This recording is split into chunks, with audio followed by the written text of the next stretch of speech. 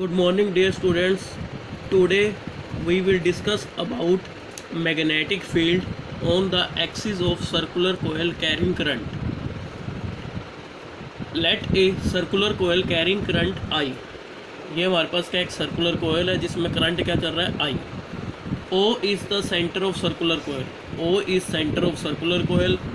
Point P lie on the axis of coil at a distance x from O. ये हमारे पास क्या axis है, एक्सिस ऑफ सर्कुलर कोयल, और इस एक्सिस के ऊपर कोई पॉइंट लाई कर रहा है, उस पॉइंट को हम क्या कह रहे हैं P, और जिसकी डिस्टेंस हमारे पास centre O of circular coil से वो डिस्टेंस कितनी हम मान के चल रहे हैं x, और where the net magnetic field is to be calculate, जहाँ पे हमने इस P पॉइंट पे क्या करना है, मैग्नेटिक फील्ड कैलकुलेट करनी है सर्कुलर कोयल कैरिंग करंट के कारण। अब एक्चुअल ये जो सर्कुलर कोयल है वो ये ऐसे है, एक्चुअल ये चीज़ है ऐसे है, और इसमें O यहाँ सेंटर है, A यहाँ पे क्या है इसकी रेडियस है, एक्सिस क्या होगी हमारे पास, ये इसकी एक्सिस होगी, that is the axis of circular coil. P यहाँ पे क्या होगा, ये एक्सिस होगी हमारे पास, एक्सिस ऑफ सर्कुलर जो सेंटर से जाएगी, और यहाँ ये P क्या है, ये पॉइंट है, यहाँ P क्या होगा, ये जो दिख रहा है तुम्हें ये लाइन होगी हमारे पास, ये एक्सिस होगी, और P यहाँ पे क्या पॉइंट होगा जहाँ पे हमने नेट मैग्नेटिक फील्ड कैलकुलेट करनी है। अब देखो ये जो सर्कुलर कोयल है ये किससे मिलके बनी है हमारे पास, is made up of large number of small current elements. तो हमने कंसीडर क्या किया, एक स्मॉल एलिमेंट लिया DL। तो अकॉर्डिंग टू बायोट-सावर्ट लॉ, इस स्मॉल एलिमेंट के कारण हम P पॉइंट पे क्या देखेंगे, मैग्नेटिक फील्ड देखेंगे। तो उसके लिए हम क्या करते हैं, एक डिस्प्लेसमेंट वेक्टर ड्रॉ करते हैं, जिस पॉइंट पे हमने फाइंड आउट करना है और जिसके द्वारा हमने मैग्नेटिक फील्ड देखनी है, इस जिस पॉइंट पे, वहाँ से हम क्या करेंगे, एक लाइन ज्वाइन करते हैं, यानी कि एक डिस्प्लेसमेंट वेक्टर होता है, और इसको हम क्या लेके चलते थे R। तो बायोट-सावर्ट लॉ में हमने ये चीज़ पढ़ी हुई है DL। तो अकॉर्डिंग टू बायोट-सावर्ट लॉ अगर इस P पॉइंट पे अगर मैग्नेटिक फील्ड देखेंगे स्मॉल एलिमेंट के कारण, तो वो हमारे पास क्या होगी, DB equal to mu naught by 4 pi IDL sine theta by R square. अब यहाँ पे जो ये थीटा एंगल होगा वो एक्चुअल कितना है, वो हमारे पास थीटा एंगल कितना है, 90 डिग्री। वो कैसे पता चलता है, ये हमारे पास क्या है, करंट ऐसे चल रहा है हमारे पास, और जो डायरेक्शन होती है करंट एलिमेंट की वो हमारे पास कैसे होती है, tangent to the small element. कैसे होती है हमारे पास, tangent to the small element. और ये मेरे पास क्या है, डिस्प्लेसमेंट वेक्टर। तो इनके बीच में अगर मैं ये एंगल देखूँगा तो ये एंगल कितना होगा, 90 डिग्री। और हमें पता है जो थीटा एंगल होगा वो किसके बीच में होता है, DL और R के बीच में। किसके बीच में होता है, DL और R के बीच में। तो ये एंगल हमारे पास कितना है, 90 डिग्री। अगर थीटा 90 हुआ तो हमारे पास DB की वैल्यू क्या आ गई, mu naught by 4 pi IDL by R square. अब डायरेक्शन भी हमें पता है, हमने बायोट-सावर्ट लॉ में पढ़ा हुआ है। जो डायरेक्शन होगी DB की वो कैसे होगी, always perpendicular to the plane containing DL and R। कैसे होती है हमारे पास direction, the direction of DB is always perpendicular to the plane containing DL and R। तो ये देखो हमारे पास ये DL है हमारे पास, ये R है। तो अब इसकी अगर मैं डायरेक्शन देखूँ according to right hand thumb rule से भी, तो हमें क्या पता चलेगा, जो DB होगा उसकी जो डायरेक्शन होगी वो क्या होगी, परपेंडिकुलर होगी। वो क्या होगा हमारे पास, परपेंडिकुलर होगा। ये DL है हमारे पास, ये R हो गया, तो हमारे पास क्या बना है कि ये प्लेन बना। इस प्लेन के क्या होगी, ये परपेंडिकुलर। परपेंडिकुलर का मीन्स यानी कि जो DB होगा वो R डिस्प्लेसमेंट वेक्टर के साथ एंगल कितना बनाएगा, 90 डिग्री।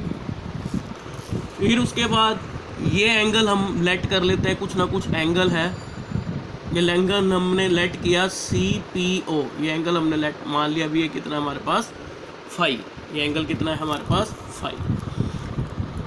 फिर DB के क्या होंगे हमारे पास, दो कंपोनेंट्स बनेंगे। कैसे बनेंगे,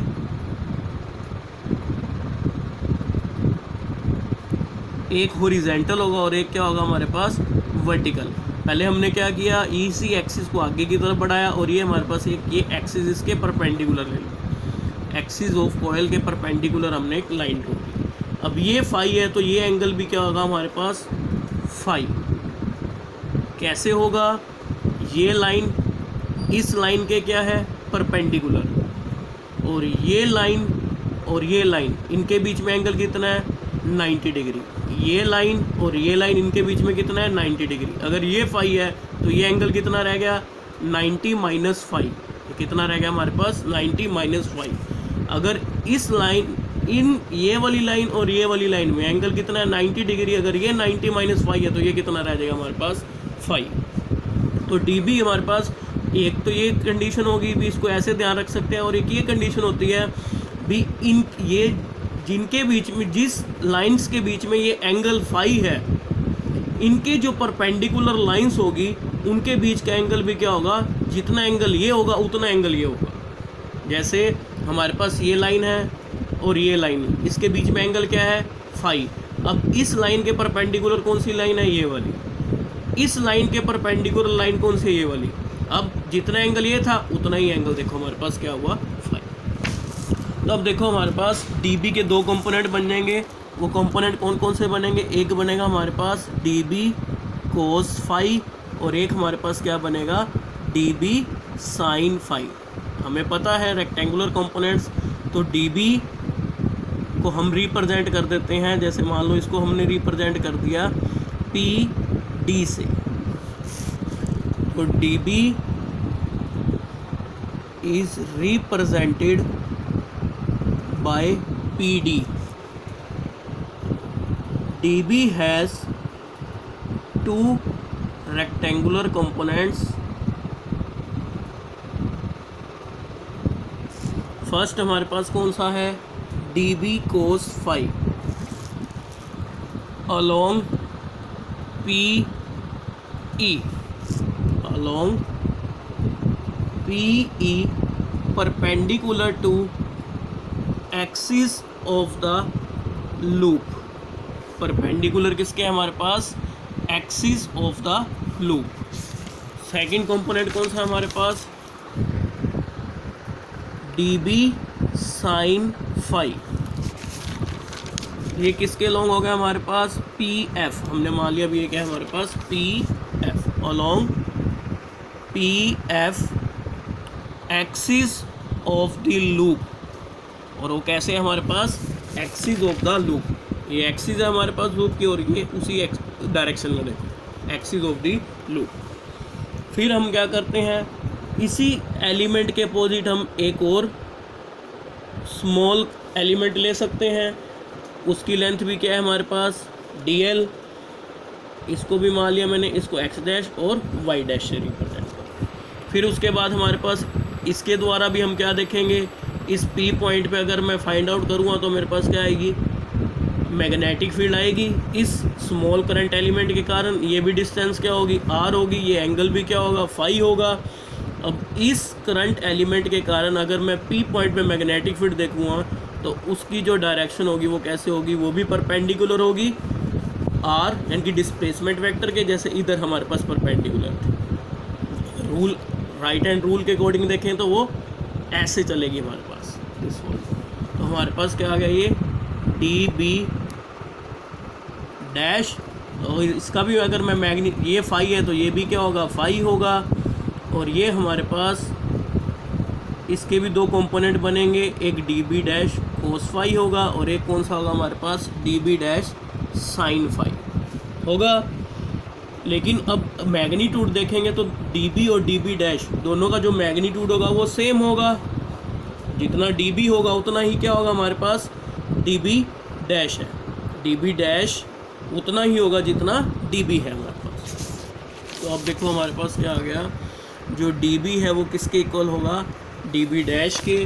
अगर ये दोनों मैग्नीट्यूड इक्वल हैं तो हमारे पास जो कंपोनेंट होंगे वो क्या हो जाएंगे, जो डी बी कोस फाइव और D B dash cos phi, ये कंपोनेंट क्या हो जाएंगे, equal and opposite, they cancel out each other. But जो डी बी साइन फाइव है और D B dash sine phi है, ये कंपोनेंट क्या है, एक ही डायरेक्शन में एक्ट कर रहे हैं, तो ये कंपोनेंट क्या हो जाएंगे, ऐड हो जाएंगे, ये कंपोनेंट क्या हो जाएंगे, ऐड हो जाएंगे।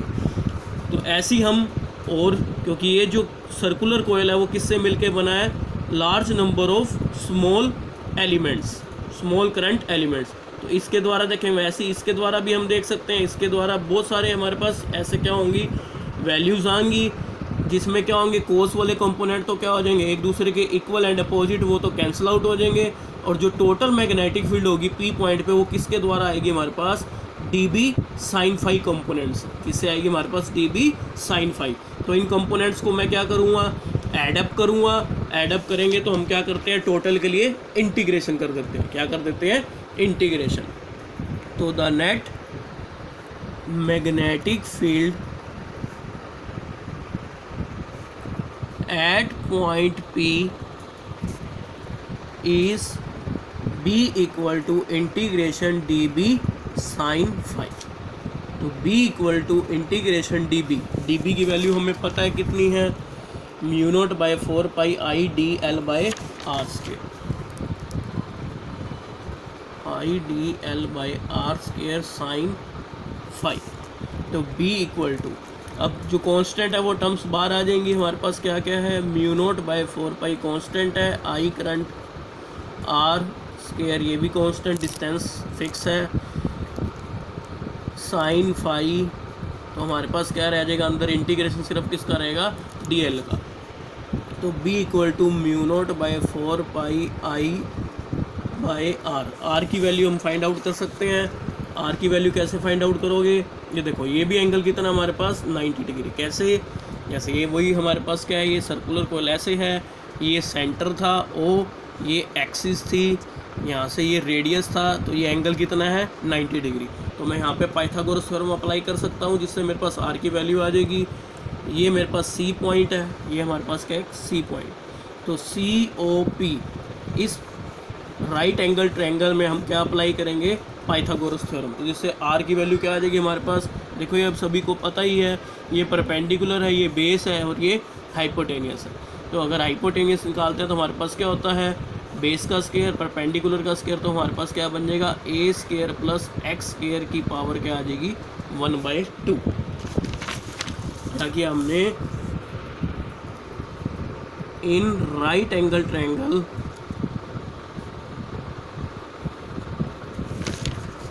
COP apply Pythagoras theorem. तो पाइथागोरस थ्योरम क्या कहती है, CP square equal to CO square plus OP square. CP क्या है हमारे पास, R, तो R square equal to CO हमारे पास क्या है, A स्क्वायर प्लस OP क्या है हमारे पास, X। हमारे पास क्या आ गया, आर स्क्वायर की वैल्यू क्या आ गई, ए स्क्वायर प्लस एक्स स्क्वायर। तो ए स्क्वायर प्लस एक्स स्क्वायर, और हमें क्या फाइंड आउट करना है अब, साइन फाई भी हमें फाइंड आउट करना पड़ेगा। साइन फाई कैसे आएगा हमारे पास, ये परपेंडिकुलर और ये हाइपोटेनियस। तो हमारे पास यही सेम ट्रायंगल में हम, in the same triangle COP sine phi क्या होगा हमारे पास, परपेंडिकुलर बाय हाइपोटेनियस। तो परपेंडिकुलर क्या है हमारे पास, यहाँ पे अगर मैं परपेंडिकुलर देखूँ वो क्या है, CO, और हाइपोटेनियस क्या है हमारे पास, CP। क्या था हमारे पास, CP। CO किसके इक्वल है हमारे पास, A के इक्वल, और CP क्या है हमारे पास, R। ये A है और ये क्या आ गया मेरे पास, R। तो sine phi equal to A, R square किसके इक्वल था, अगर मैं यहाँ पे R स्क्वायर की वैल्यू देखूँ, R स्क्वायर वो क्या आया था, A square plus x square. अगर मैं R फाइंड आउट करूँगा तो क्या आएगा, A square plus x square की पावर 1/2। तो यहाँ पे मैं पुट करूँगा आर की वैल्यू यहाँ पुट करेंगे ए स्केयर प्लस एक्स स्केयर की पावर 1/2। साइन फाई की वैल्यू यहाँ पुट करेंगे, तो साइन फाई की वैल्यू क्या आई हमारे पास, ए डिवाइड में ए स्केयर प्लस एक्स स्केयर की पावर 1/2 क्या आई हमारे पास, ए डिवाइड में ए स्केयर प्लस एक्स स्केयर की पावर 1/2। अब यहाँ इंटीग्रेशन किसका रह गया हमारे पास, डी एल का। तो b equal to mu naught by 4 pi i into में a, यहाँ पे पावर 1 बेस सेम है तो पावर्स क्या हो जाएंगी, ऐड हो जाएंगी। ऐड होके हमारे पास क्या बन जाएगा 1 + 1/2, तो कितना आ जाएगा 3/2 dl। अब टोटल के लिए हमने देखना है, टोटल के लिए अगर हम देखें, अगर हमने इसकी क्या करनी है, लेंथ निकालनी है। तो लेंथ कैसे निकलती है कि सर्कल की, उसके सरकमफ्रेंस से। तो सरकमफ्रेंस क्या बनेगी हमारे पास 2, क्योंकि dl से ये हमारे पास क्या बना है, एक सर्कल बना है। तो हमारे पास क्या आ जाएगा 2 पाई a, क्या आ जाएगा हमारे पास, टोटल लेंथ कितनी आ जाएगी 2 पाई a। तो सरकमफ्रेंस का फॉर्मूला हमें पता है सभी को, क्या होता है 2 पाई r। तो r की जगह क्या आ गया हमारे पास, तो b equal to mu naught by 4 pi, यहाँ पे हमारे पास क्या बन गया 2i pi a square plus x square की पावर 3/2। तो b equal to mu naught by 4 pi 2i, ये हमारे पास क्या है पाई a स्केयर। अब हमें पता है जो सर्कल का जो एरिया होता है वो क्या होता है पाई r स्केयर। तो हमारे पास क्या बन जाएगा, r की जगह क्या है a, तो हम क्या लिख सकते हैं पाई a स्केयर, यानी कि area of loop, area of circular loop. तो हमारे पास क्या आ जाएगा, इसकी जगह मैं a लिख सकता हूँ, डिवाइड में a square plus x square की पावर कितनी आ गई 3/2, where a equal to pi a square, that is area of circular loop. तो ये हमारे पास क्या आ गया, मैग्नीट्यूड फाइंड आउट कर लिया हमने। इस पे देखा P पॉइंट पे due to circular coil carrying current. Thank you, have a nice day.